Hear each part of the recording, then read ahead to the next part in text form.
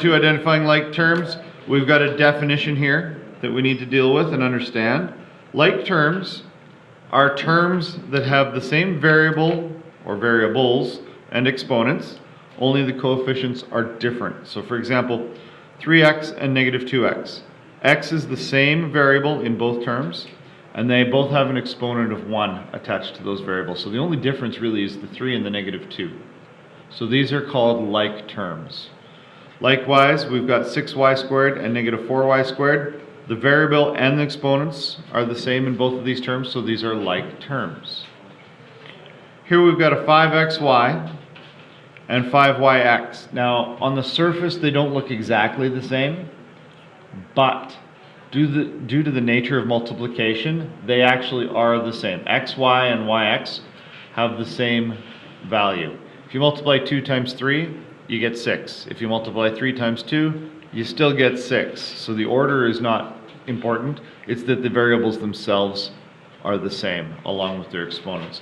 So negative 5xy and yx are actually like terms. So the order of the variables does not matter. As long as the variables themselves match and they're the same. Like if I threw a z onto one of these, it would be different. But there is an x in both and there's a y in both, and the x and the y all have exponents of 1. Now, having said all that, 17 and negative 8, they don't have variables, they're constants. Constants are considered to be like terms as well. So, part A, identify the like terms in each group. So, we can look at this. We've got a b squared, cb, b, c, and b. I'm not even looking at the coefficients because at this point they don't matter in determining like terms. So I can see that 6b and negative 2b are like terms because they both have the variable b with an exponent of 1. So the other terms, if these are considered to be like terms, then we're going to call the other terms unlike terms.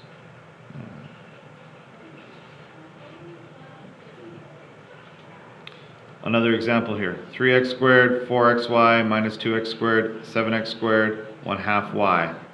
I've got x squared, x squared, x squared, so those are 3 like terms there. So 3x squared, negative 2x squared, and 7x squared are all like terms.